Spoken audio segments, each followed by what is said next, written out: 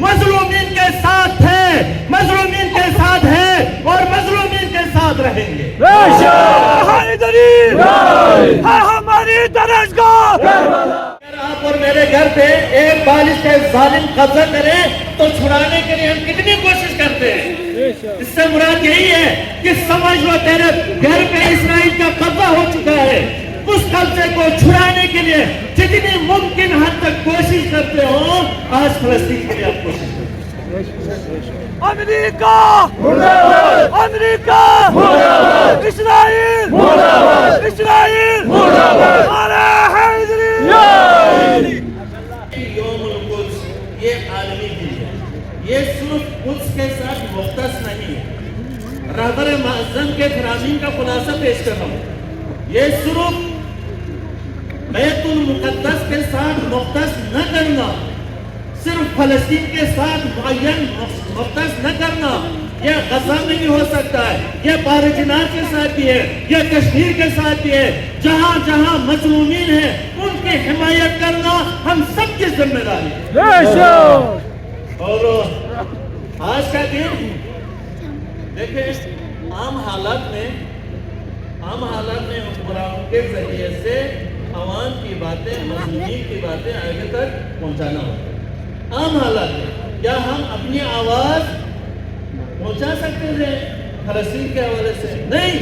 اسی لیے آج کے دن کو معین کیا کہ دنیا بھر کے مسلمانوں اٹھو، تمہیں کسی حکمران کی ضرورت نہیں پڑے گی، تمہیں کسی صدر کی ضرورت نہیں پڑے گی، تمہیں کسی سفیر کی ضرورت نہیں پڑے گی۔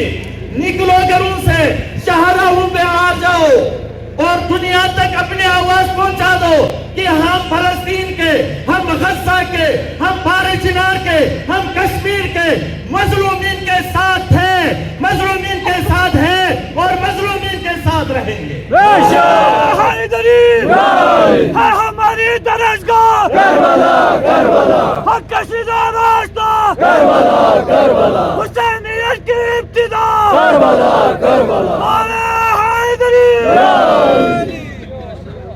کیوں اعلان کیا آج کے دن کے حوالے سے رہبر کبیر نے؟ اس لیے کہ اے شیعہ جوانوں، اے محبت علی اپنے دل میں رہنے والے اہل سنت مومنوں، غدیر کو ہم نے بلا دیا، غدیر کو ہم نے بلا دیا، اس کے نتیجے میں عاشورہ برپا ہو گیا، کربلا کا واقعہ وقوع پذیر ہوا۔ دشمن یہی چاہتا ہے کہ فلسطین کو بھول جائے۔ اگر فلسطین کو ہم بھول جائے، ان کی سازش کامیاب ہو گئی تو سمجھ لینا کہ جس طرح غدیر بھولنے کی وجہ سے کربلا وقوع پذیر ہوا، اگر ہم فلسطین کو بھول جائیں گے تو ہمیں بہت کچھ بھولنا پڑے گا، بہت کچھ مظالم برداشت کرنا پڑے گا۔ آج شام دیکھیں اسرائیل کہاں تک پہنچ چکے ہیں، شام کے دارالخلافے کے بالکل قریب اسرائیل آ چکے ہیں۔ رہبر کے فرمان پہ جان بھی قربان ہے، رہبر کے فرمان پہ جان بھی قربان ہے۔ آخری جملہ، آج کا دن مستضعفین جہان کا، مستکبرین جہان کا مقابلہ کرتا ہے۔ جو مظلوم ہیں، جو محکوم ہیں، جو ظلم کی چکی میں پس رہے ہیں، ان کے مقابلے کا دن ہے ظالمین کے ساتھ۔ اس دنیا میں اس وقت عصر حاضر کا ظالم ترین ملک اگر ہے تو امریکہ، اور اسرائیل اس کی ناجائز اولاد، اور اس کی حمایتی جتنے بھی ہیں ان کے پوتے ہیں، ناجائز پوتیاں ہیں، ناجائز نسل ہے وہ سارے۔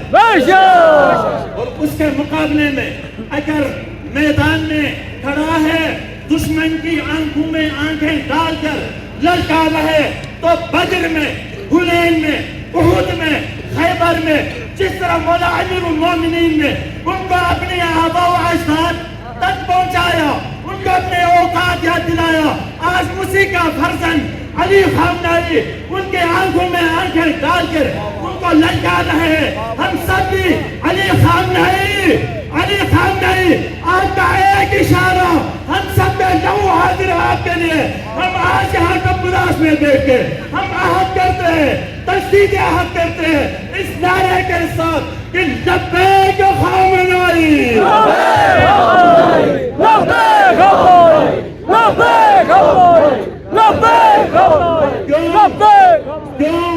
بس آخری جملہ اس لیے کہ ہم اس حسین کے ماننے والے ہیں۔ بے شک۔ آپ نے دیکھا، آپ نے سنا، حسن نصر اللہ نے بھی کہا کہ میرے سامنے دو ہی راستے، کہاں سے لیا تھا اس نے؟ کربلا سے۔ ہمارے سامنے بھی دو ہی راستے ہیں، اگر وقت آئے، وہ وقت آ جائے تو دو ہی راستے ہیں، ان دو راستوں میں سے ایک کا انتخاب کرنا ہوگا۔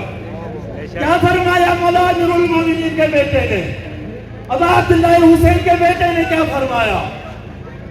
اے یزید، تو نے مجھے اس دوراہے پہ کھڑا کیا ہے کہ یا میں ذلت کی زندگی گزاروں یا عزت کی موت کو گلے سے لگا لوں۔ اے یزید، مجھ سے ذلت کو سو دور ہے، میں عزت کی موت کو گلا لگانے کے لیے تیار ہوں۔ اسی لیے فرمایا ہے ہاتھ من الذلہ، ہے ہاتھ من الذلہ، ہے ہاتھ من الذلہ، ہے ہاتھ من الذلہ، ہے ہاتھ من الذلہ، ہے ہاتھ من الذلہ۔ والسلام علیکم۔